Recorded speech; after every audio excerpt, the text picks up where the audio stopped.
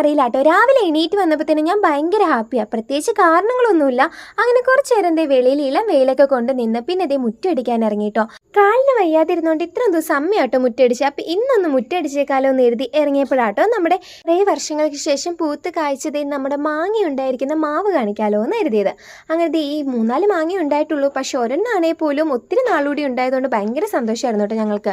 അങ്ങനത്തെ ഇളം വെയിലത്ത് തന്നെ ഒരു ചായയൊക്കെ ഉണ്ടാക്കി വന്നിരുന്നത് കുടിച്ചു കേട്ടോ. പക്ഷെ വെയിൽ കൂടിപ്പോയോ എന്നൊരു സംശയം. കുറച്ച് നേരം കഴിഞ്ഞപ്പോൾ നമ്മുടെ പൊന്നൂസ് എണീറ്റു കേട്ടോ. ചേട്ടയാണെങ്കിൽ ഇന്നലെ തൃശ്ശൂർ പൂരത്തിന് പോയിട്ട് വന്നപ്പോൾ 2-3 കളിപ്പാട്ട് മേടിച്ചിട്ടുണ്ടായിരുന്നു. രാവിലെ തന്നെ അവൾ അതും കൊണ്ടിരിപ്പായിരുന്നു കേട്ടോ.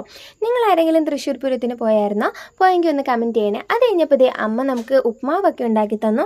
രാവിലെ തന്നെ അതൊക്കെ കഴിച്ചു. പൊന്നൂസിന് കഞ്ഞിയായിട്ടോ കൊടുത്തേ. അവൾക്ക് കഞ്ഞിയാണ് കൂടുതൽ ഇഷ്ടം.